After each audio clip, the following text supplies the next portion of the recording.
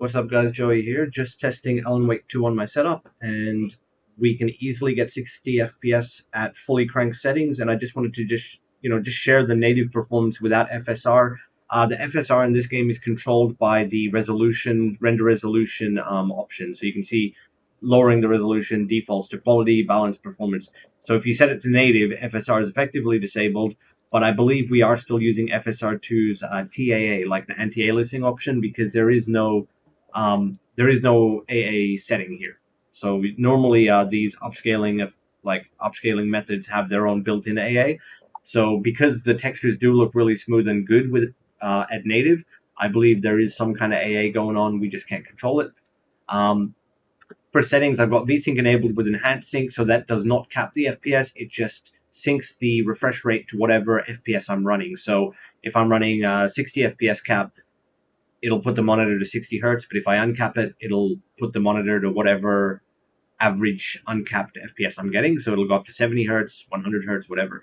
And as well, you can just see here, I've disabled the film grain. I've left motion blur because it's better to look at, and I've just cranked everything. The default is for high preset is this, but the shadow detail setting does not automatically adjust with the preset. So if you set it to medium and you play with it, set it to low, and then you set it to high, you'll see it stays on medium. And if I manually set it to high and I set it to low and then back to high, it stays on high. So obviously this shadow detail is not adjusting with the presets, just so you're aware.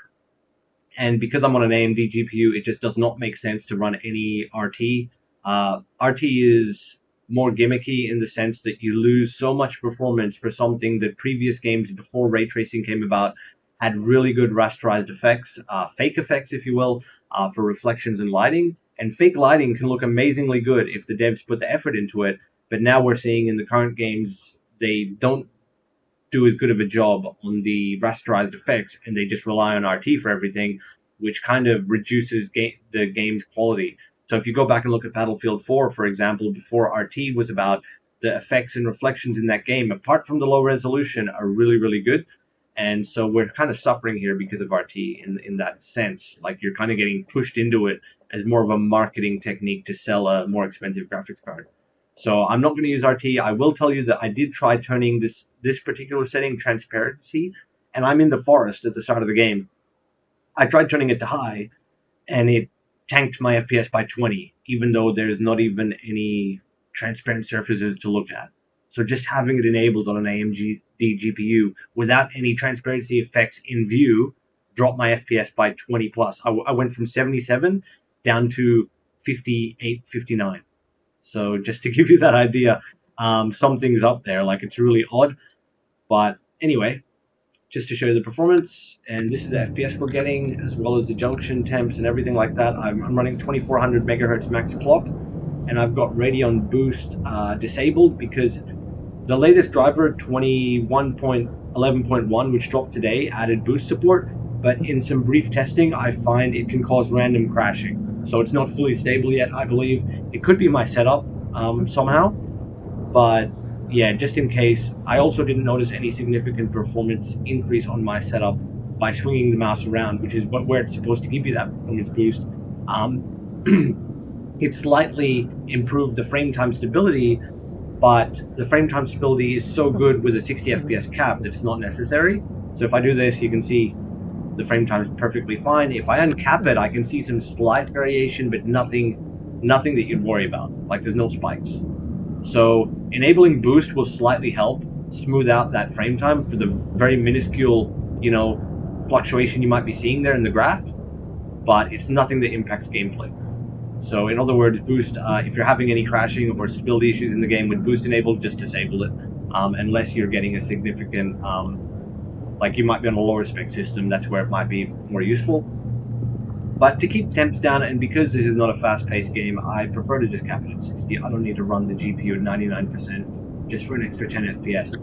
So if I cap it, you can just see how much better the 1% lows are basically immediately compared to running the GPU maxed out. And it does use a lot of the GPU, even at 60 FPS. So hopefully you were aware that there's going to be spoilers in a gameplay benchmark in the title. I haven't played through this scene at all. This is the first time. But basically, we're going to try to get past this wood scene and get to an indoor scene to find out what the frame rate's like. You know, I don't believe this intro is what the majority of the game is supposed to be like. It's probably got more buildings and stuff, which should run better performance actually. And I'll be uncapping it here and there just to show you the uncapped performance if you're on a higher refresh monitor, but honestly for this type of game you don't need 100 FPS. It's a slow-paced game as far as I can tell.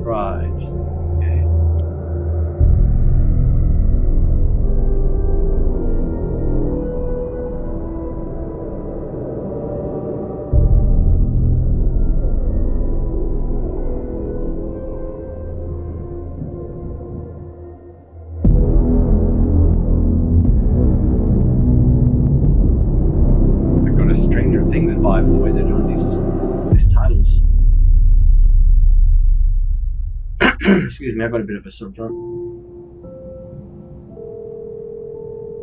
Okay, I don't want spoilers because I want to play through this properly on my own without the OSD. So I'm just going to skip this. We're testing the game. We don't need to sit through these cutscenes. We just want to get to like what normal scenes would look like. So this is a scene that most people can get to really quickly. Just skip all the intros if you want a comparative testing on your own setup, if you have a similar setup to mine. And we're going to uncap the FPS and take a look at what we get. So this is on cranked 3440 by 1440 native without any FSR. Okay, so 65 FPS. But look at it, it's pretty decent. And if we cap to 60, it's good, it's solid.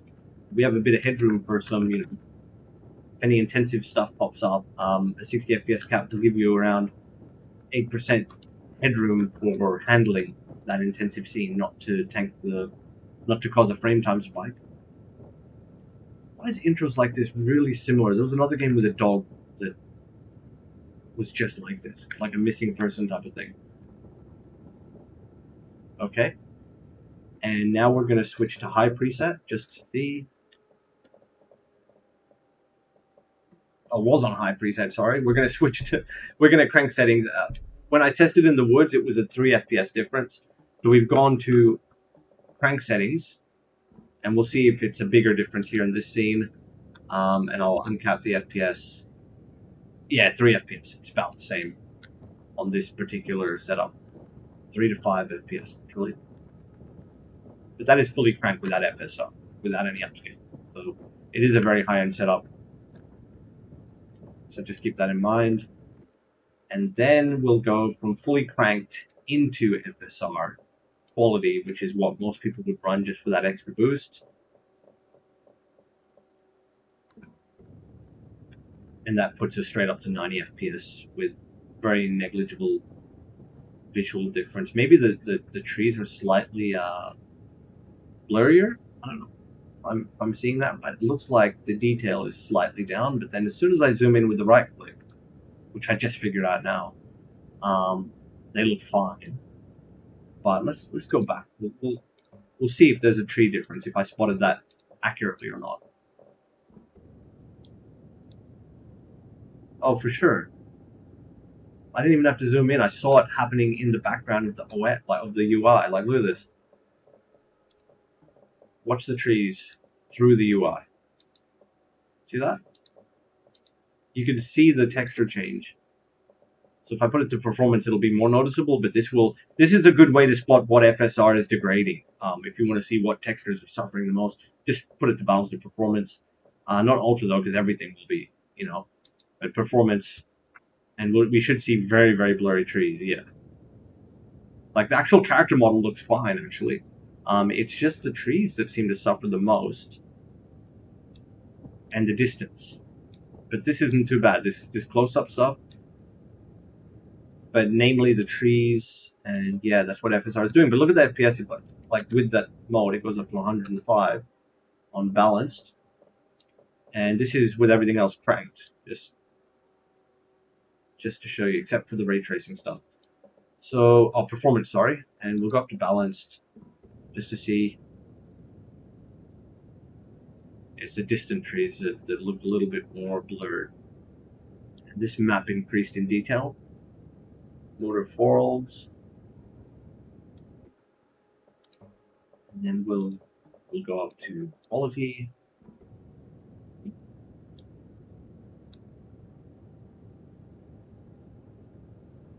Yeah, it's the foliage textures that are all taking a hit the most. I'm trying to get an angle. Like you can see this tree is blurry, like quite obviously.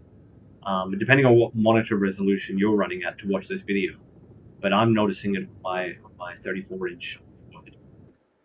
And then I'll go to back to the native, and yeah, you can see it so obvious. You can see it go back to like proper crisper textures. Yeah. Not that they're particularly great in like just a single, 2D 2D leaf models that they've used. They haven't tried to add any fullness to it, but it does look clearer, like in general. The motion blur is actually nice. I'm liking how the motion blur is working in this game. So yeah, interesting performance test, but I think if you're capable, native 60 or maybe even 45 FPS would be good for this game, just because of how much crisper the detail looks. Let's do a little test here. I'll see if the ground textures change. I didn't stare. But yeah, it's changing like. Seems like the grass object quality is what's taken the biggest hit. The ground didn't seem to like lose much detail here. There it did. Good. Not so bad in motion. If you're just playing and like if you don't look at anything, that's not too bad. Even if I uncap it, how much do you get on open performance? It doesn't go up that much. Yeah, there's diminishing returns here, at least with this hardware. Maybe it goes upstairs at the ground like the 150, but I mean, just in general, looking around, we gained like 10 or so FPS over quality mode.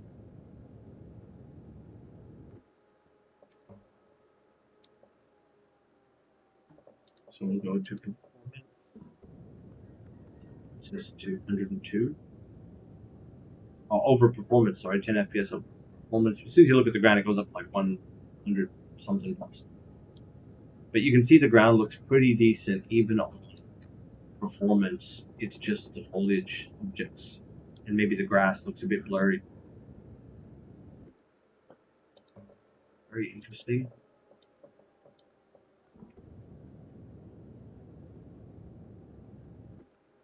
I'm not doing like a thorough like with graphs or anything like that. You guys should know me by now.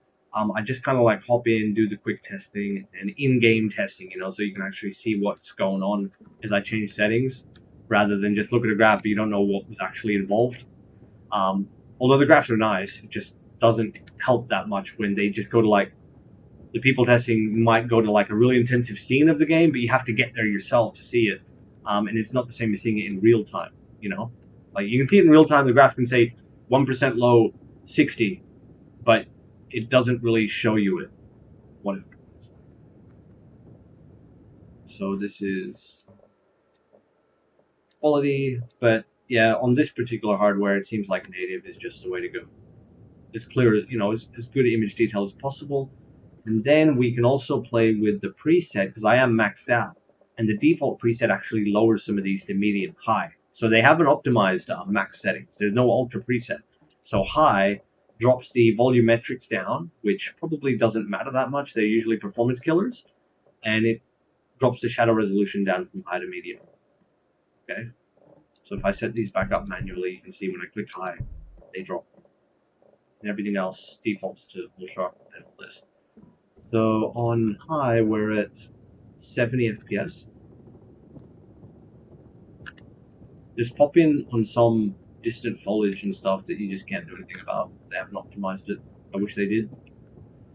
It should be loading all the textures to a distance, but it doesn't. Like you can see this, there's like some close object LOD going on. It's kind of annoying. Could also be to do with me changing settings, but yeah, I can see this obvious LOD issue here. The trees, the distant grass. Plain. Like, you can't even change a setting for that. There's no ultra draw distance. Well, the ultra draw distance is not even ultra. Where is it then? Scattered object density. Controls the density, far away trees, and far object LOD is only high, there's no ultra. I wonder if that can help with pop-in. Let's quickly just test, because you can see, look, I just click it, you can see stuff disappear. Sometimes having less stuff can make pop-in less significant because there's less stuff to take away. Although it obviously makes the ground look very bare. Now I'm still getting the full image. Is that tree still look? Hey, a giant branch of this tree, the one closest to me down the path on the right, there was a giant branch that was popping in and out, and that's gone. So that may be to do with that setting. Which setting was it? Far object detail. So scattered objects to ground, we like that because it adds a lot of depth, detail to the surroundings. But this far object detail adds an entire branch, and it's supposed to be for far away, but that's pop-in.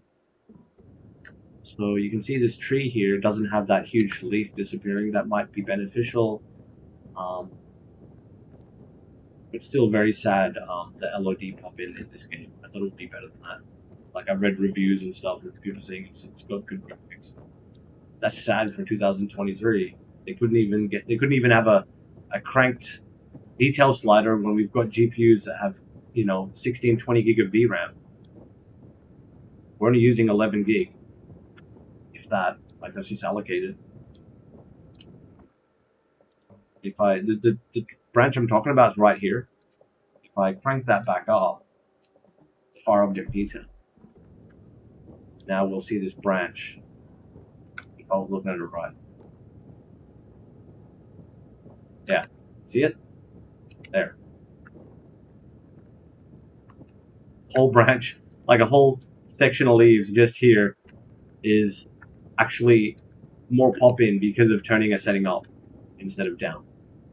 So obviously we need a higher setting. We need an ultra. They need to add an ultra, guys. If any of the devs get wind of this video, where's our ultra far object detail and terrain quality, and where's the foliage? I guess terrain could be part of the forest, but it says forest floor. Where's the foliage draw distance setting?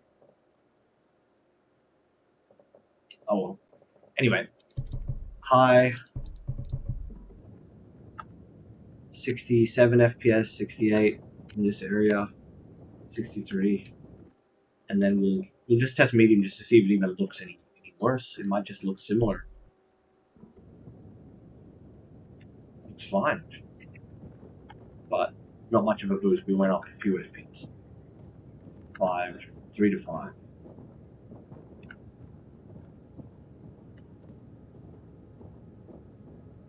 I'd rather just use FSR because I could see some of the other settings are lowered on medium, the texture filtering and such, and texture resolution.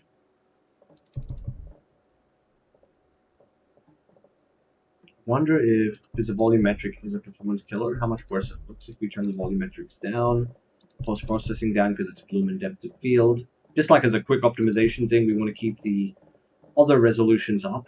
The shadow resolution is always nice to have up if you can afford it. Although it does default to medium.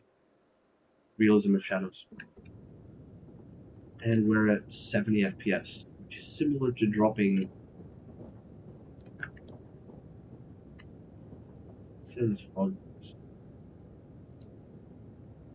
Oh wait, we've got some shimmering over here. That's to do with the volumetrics. That could have been from dropping it too low. So we don't want to sacrifice it. So the global illumination, that's still on. one of these settings, volumetric lighting maybe, or the spotlight, because that's also cone-shaped shafts. We'll try the volumetric lighting first. Yeah, it's affecting something here. This one isn't. I'm setting that to medium. Yes, the resolution of the light beam, the fog in that area, is hurt by having it turned down. We'll see if spotlight helps. Like sometimes settings can complement each other. If you don't focus on it, it's not a big deal, but I can see the noticeable resolution is low. And cranking it, does it even look good cranked? You still get, I mean, you can see the beam a little bit better. Yeah, you see these beams coming in? Now they actually look like beams coming towards the camera, like towards our direction. We could barely notice that they were beams. I thought it was like off in the distance, as you can see from this camera angle. It looks far away, but there's actually beams coming toward us. Interesting. I can only see it right in the right angle, but I couldn't really notice it. And you can see these 3 beams of light here. See that? I move the camera. And if I turn these settings down, even just to medium, they become, you can barely see the beam anymore. You basically lose the light shift. Oh, there we go, a little bit, but it's so much harder to see. So I guess it's worth turning up if you can afford it. Seems to be only a negligible hit on this hardware. So actually worth having up. Sometimes it's not worth turning up at all. But if you might notice it, if it might add to the immersion, and see here, this volumetric fog.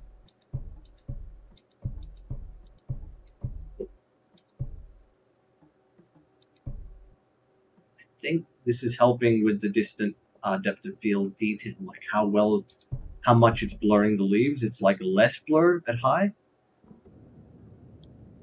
Or is that worse? Like you can see the detail on the distant leaves and tree branches. And then if I set it back, the post-processing, that should look better. Like it's less sharp, which looks less alias, if that makes sense. So see the distant tree there with the thin branches? That looks more natural to me, as well as the tree leaves look a bit fuller. And then when I turn it up to high, it's having a detrimental effect to the post-processing. The depth of field increase, blurring of objects or not in focus, or whatever the heck it's trying to do, it looks like it makes it more pixelated. Or within margin of error, like it's negligible. Better or worse?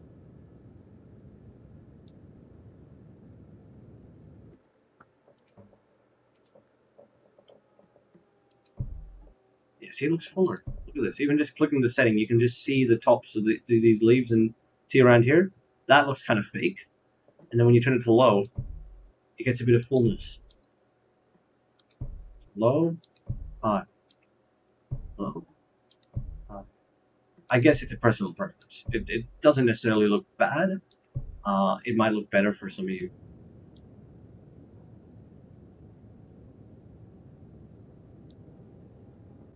So we'll look at this closer tree because that one's actually more noticeable. I changed this post-processing. I wasn't actually going to do testing settings individually. I just ended up doing it because I'm interested. That looks fine too. But I don't know. No, it looks almost fake because you can see how the leaves attach right. Fullness near the end of the branch, and then like invisibility towards the middle. It looks kind of stupid. So if I turn that to low, I'm pretty sure the middle of the tree itself.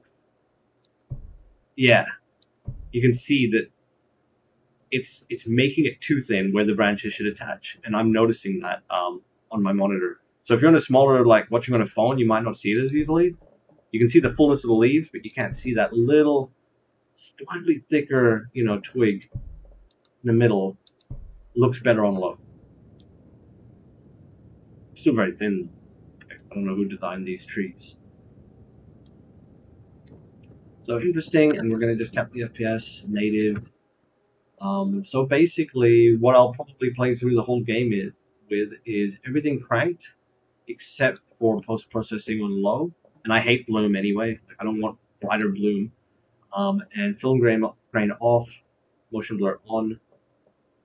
And one thing I'll share as well for anyone playing this game or just you're looking for optimization videos and stuff, there is a bug somewhere in these settings. If you click HDR and you have a HDR monitor but you keep it disabled, it will enable Windows HDR. So there's a setting in Windows called HDR. And then when you Alt-Tab out, your windows will be like gray. It'll make your whole desktop look gray, and you'll be like playing with your monitor settings, saying, what is going on? Like, did the game break my monitor color palette or whatever? And you actually have to go to start and Windows HDR. Oh, wait, I've got the calibration app. Just type HDR for HDR settings, and you have to manually toggle this back off. It won't toggle back off from the game. So the game will toggle it on, and then you have to toggle it off. Just if you're not aware, because I was like messing around and I found there's an issue with HDR in this game. It makes overly bright sky, and some places just look overly dark. And I don't know if it's the way that they've tuned it. It's my monitor, could be crap. But I found the HDR doesn't look as good as the SDR on 50. Like with HDR, you're playing around with these sliders just trying to get the coloring right. And SDR, it's just like, boom, whatever your gamma set on in your monitor, set it to match, otherwise the game will look really dark. So if I set it to sRGB, thinking the game will automatically tweak it to like, oh, it looks good in this, like here, this might look good here in these previews. When I go into the game, it'll be like midnight, because my monitor is set to 2.4. So I set it to 2.4, it looks good. And I can't show you this in-game because it depends on your own monitor gamma as well, which is outside of the game. So a video won't really do it justice. Maybe it'll show it in the game if you're running. Like sRGB is not a standard monitor setting anymore, even though they allow you to set it to sRGB. If you have a gamma setting in your monitor for 2.2 or 2.4, set it. But I'll show you what sRGB looks like. And you can just see it's very noticeably darker. Not necessarily a bad thing. It can look good depending on your monitor calibration. But I find it's just like, I'm going to be squinting just to look at stuff. And I like it to be easier on the eyes, not having to do that. So if I set it back to even 2.2, you can see it's much easier to see.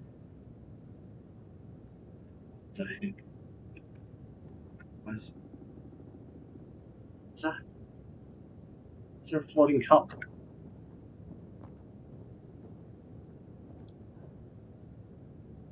Is that intentional? Is that a cup?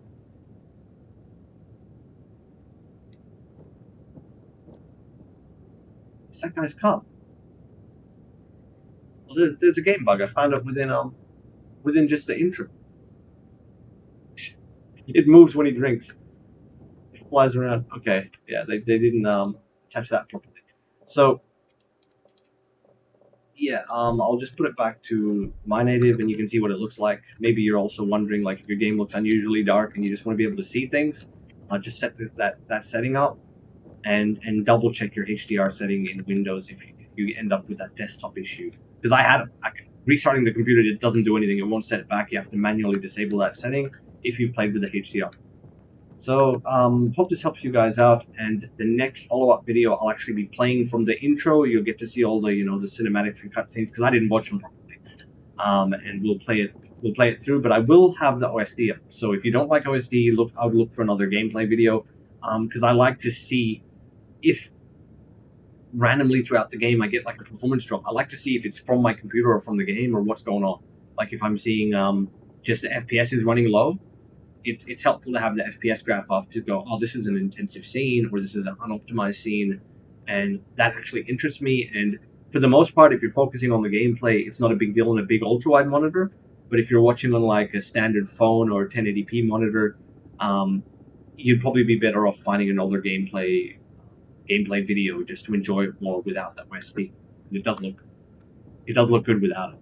So yeah, anyway, have a good one, guys, and I'll see you in the next one.